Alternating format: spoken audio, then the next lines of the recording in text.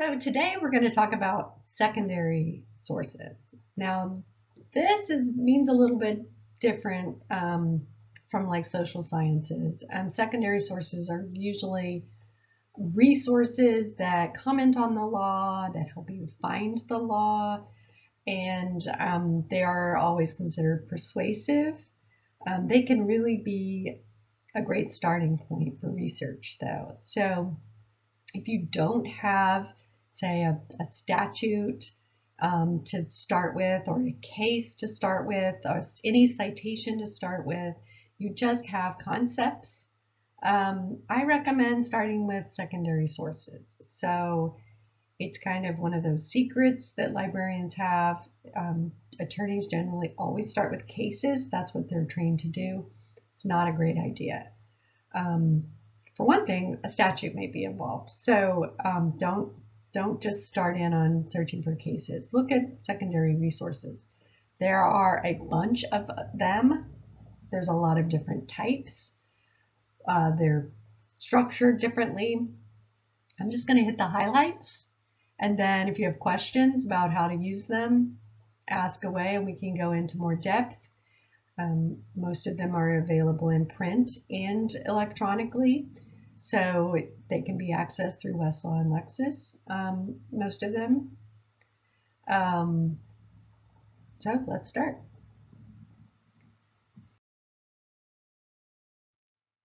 So today we're going to cover a lot of material, but very briefly.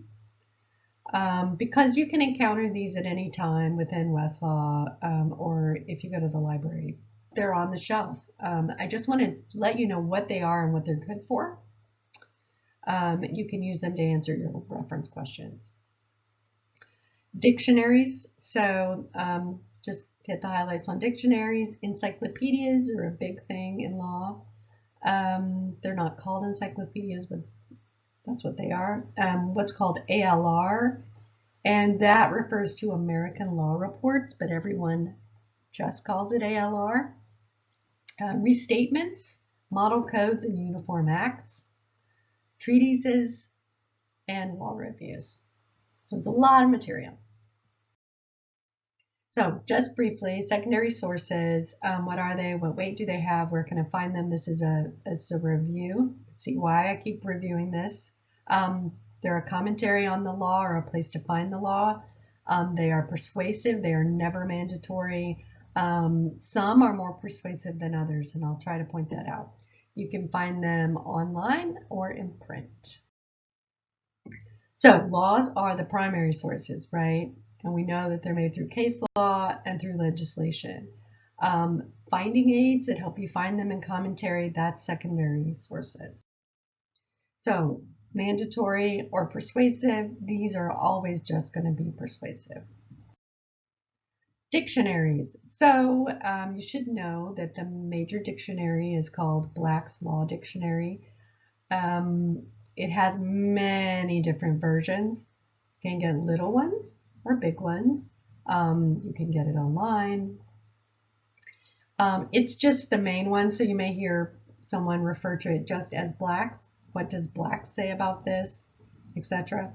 There are other law dictionaries. I can't say whether one is better than the other.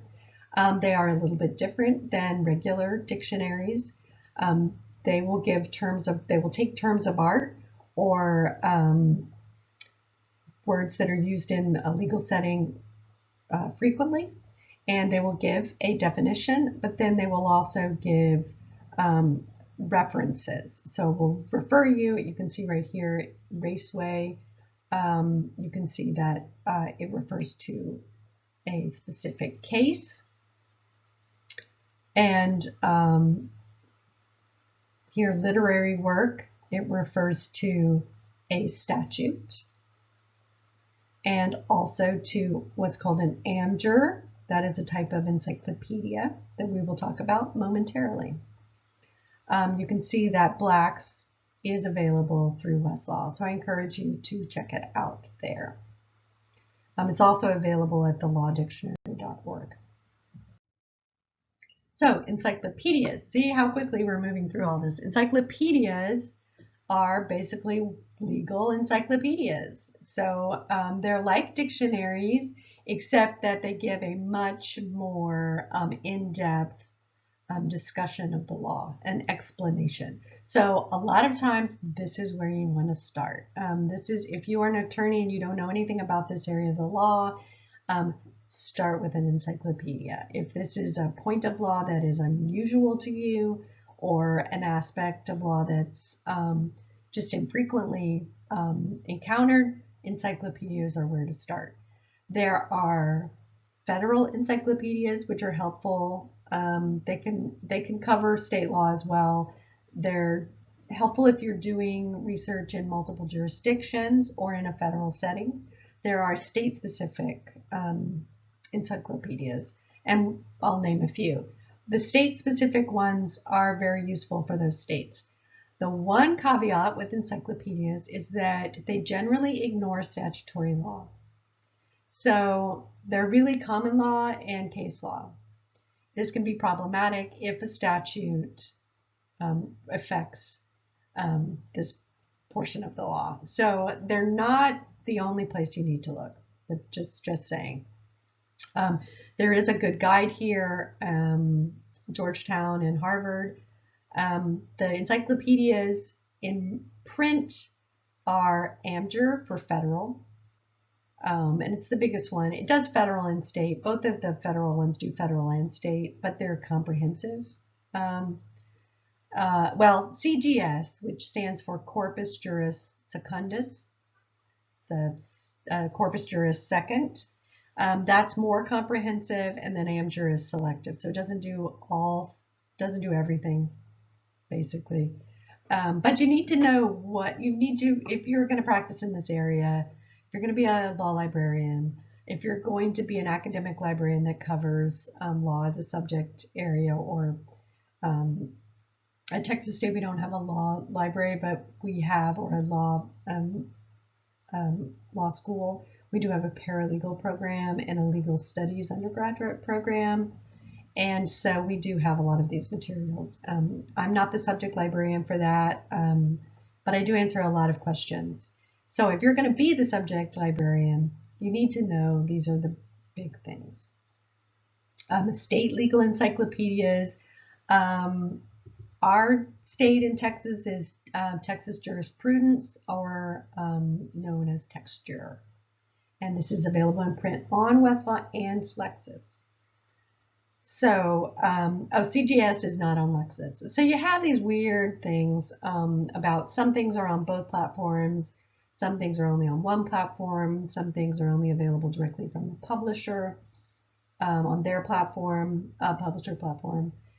That's just the way it is. A lot of times you can get, say you don't subscribe to Westlaw, a lot of times you can get a subscription just to a set of journals. It really just depends, and not get all of Lexis. So I think that's all I want to say about encyclopedias. They are really helpful. You don't usually cite to them. So if you have a case, you would not cite to these resources, you would cite to the cases mentioned in them. That's not considered, like, that's just how we do it in law, not considered plagiarism. You're not cheating. This is just how it's done. Here's a little bit more about it. This is from Westlaw. I found the Westlaw sort of slides, and I found them to be so good, I was not going to recreate the wheel. So here you go. It's very helpful. This is what they look like as well. Here's a typical example of what a AmJur section would have. I looked up something about fences, animal fencing, right? This is the one about fencing statutes. And you can see this actually does cover statutes. So, that's something that is just said about AmJur and encyclopedias generally. that you do need to check the statutes, but here you see that they cover statutes. But you do see all the footnotes. Footnotes are mainly statutes.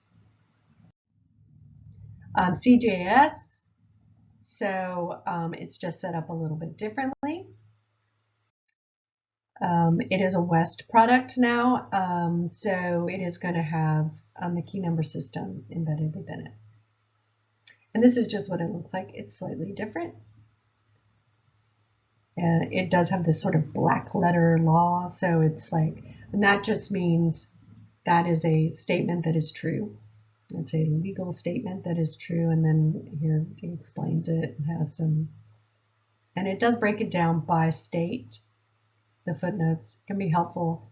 Not that helpful if your state isn't mentioned. Here's texture.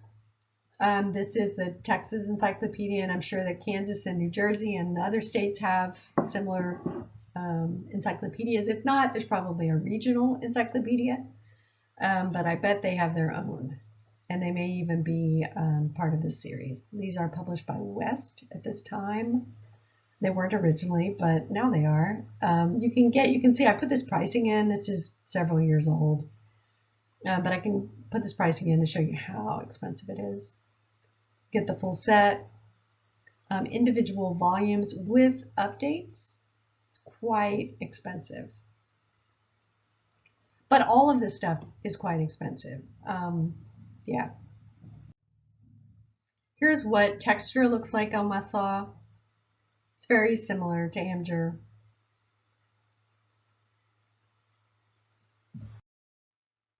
American Law Reports. Now this is a different beast.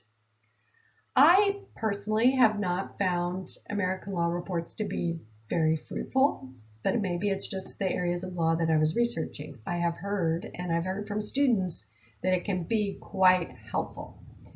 There is a law guide on it that I will refer you to. It's on Westlaw, Lexis, and in print. You can update it through Keysight or Lexis. I don't know if you, I guess you can update it through Lexis too, through Shepard's. And there is an American Law Reports Digest, which is on Westlaw, which can help you access it. Just a little background that helps explain how it works. There were really two ways of reporting, two ways of creating reporters back in the early, there were two types. There was this type, which basically just pulls out the most important cases that were happening and works by topic. So you have a topic question and then you report all the cases on that topic. That's how this works. And then the other was we're just going to report all the cases in chronological order, which is how the existing system works. So this is one holdover from that old system, and that is how it works. It is, they take a question, a legal question, and then they report the cases. Or they actually, there's one case that will come out, and then they discuss that one case. It's an important case, and then they'll refer to all the other cases. It's just a little bit weird. So there are annotations based on cases that represent emerging, unsettled, or changing areas of the law and legal issues. Some very important cases that come out. And then they'll write what's called an article or an annotation, and they'll discuss the law about that. So the deal is, if you find an ALR on your particular topic, you're done, because it's already been explored. It's already, I mean, all you have to do is update it, right? It's already, it's like going to have all of like the cases, the legal analysis, it's all going to be there. But if you can't find something on your topic that's been done by ALR, then it's really not helpful. And that's just how it works. To me, it's difficult to research. It is a difficult organization. It's printed in series, so there's been multiple series, and they cover different date ranges. And to update it, you have to check multiple places. It's like the old shepherdizing, and I find that difficult. I personally would just rather do it on Keysight, which is highlighted right here. And this is what ALR looks like on Westlaw. And you can see here's the black letter. What constitutes willful trespass by stock on land not included by a legal fence? And it has the article outline and then table of cases. So what's really helpful are all these cases that they pulled. They've really done the legal research in that area, and then you just have to update it through Keysight. Restatement, principles, and model code. So, okay, so this is change gears. It's completely different beasts. Most of these are done by a nonprofit, I believe it's a nonprofit institution called the American Law Institute, or ALI. And I've linked to a list of their past projects and some of their current projects. And here's how they work. I've just put it in here, so you can read this if you don't want to go out and look. What they do is they're attorneys and legal scholars who want to put an understanding of the law into sort of either a restated, and that's what a restatement is. They want to actually take what the case law has been and make it understandable in a sort of systematic way.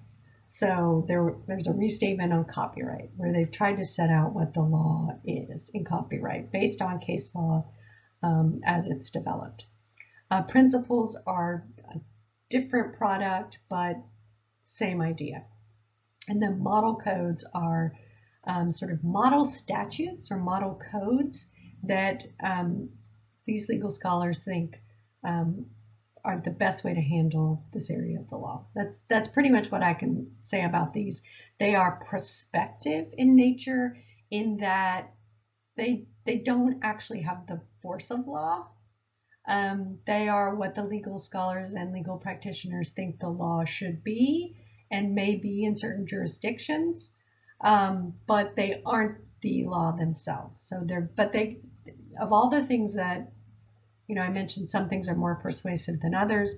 These are very, very persuasive. Restatements are very persuasive because they indicate these legal scholars taking years to debate and discuss these issues, and this is sort of a culmination of their work. And this is how they go. They go through a really arduous process. It takes many years. You can go down the rabbit hole of going to their website and looking at how it works. And this is what a restatement looks like on Westlaw. And here's what constitutes negligence. And so it would look at cases by jurisdiction. It can be very helpful to research to a starting place. Even though it is prospective, it will cite to the actual law.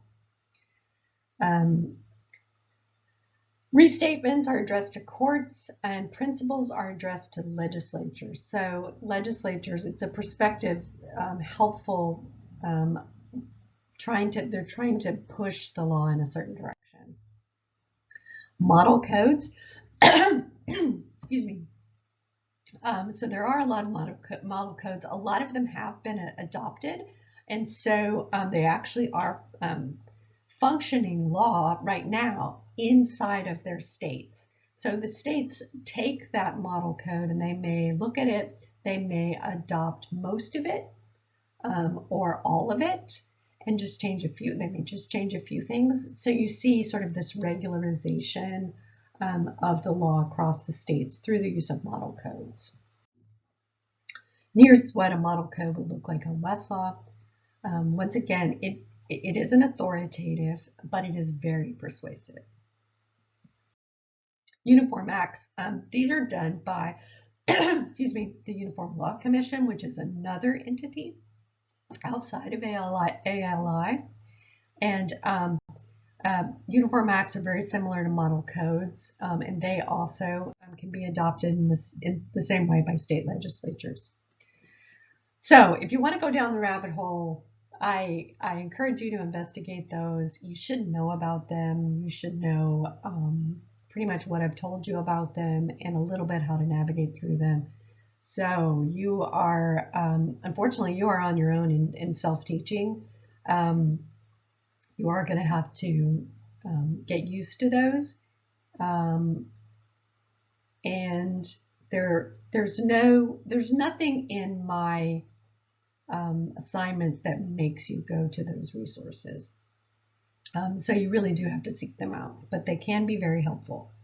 Another thing that's often asked for by attorneys and is usually collected by law firms and by law libraries are treatises, and it's really hard for me to say. It's basically a commentary on a specific area of the law. They can be a single volume or multi-volume. They are typically monographs, but they're multi-volume. I don't think I put that very well. And they are available in multiple sites and multiple formats. This is what one would look like on Westlaw. And they have footnotes. The footnotes are the most important part because you find the portion in the treatise that is on your point of law that you're looking at, and then you pull the materials in the footnotes. Law reviews and journals, very similar to treaties. They deal with specific points of law. You should know that unlike other scholarly publishing, they are student edited and student run. This does not affect the quality. I had a math librarian ask me about these, and I'm like, no, just because it's a student run journal doesn't mean that it is low quality. That is the opposite in law as it might be in another area. They are available printed online. I think they're still being printed. That may vary by journal. They operate out of law schools. Most are published quarterly, so you'll have 4 issues in a year, generally. Sometimes you only have 3 issues.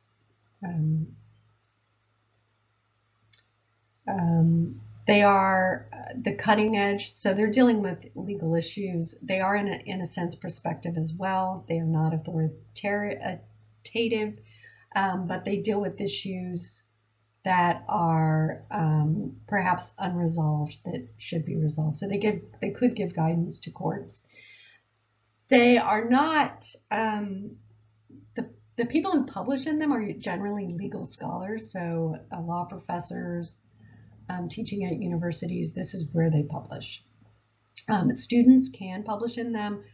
Their area, what they publish are usually called notes. So you can sort of tell the difference between notes and the main portion of a law journal will be written by professionals in the field, generally legal scholars, not practitioners.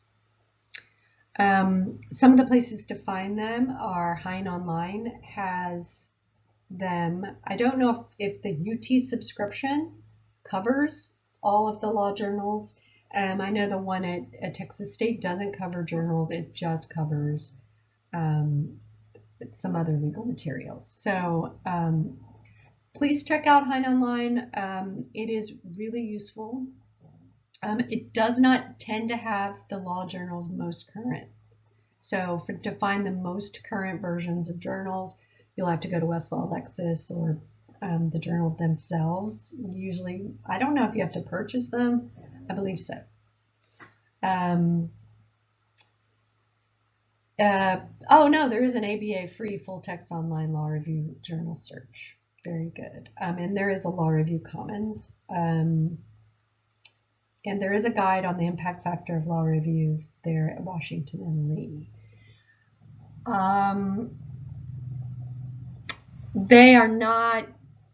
They can be useful kind of to give you a review, like a lit review. They do lit reviews, right? Literature reviews of an area of law. So they can be helpful.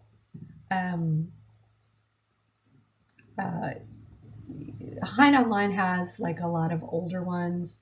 Another thing about Hein Online, and this is sort of an Easter egg for the future, they do have a lot of treaty material.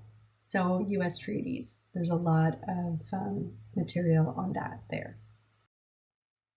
So if you have any questions, please make a note of them and we will discuss them in class, or you can send them to me as an email. Thank you very much.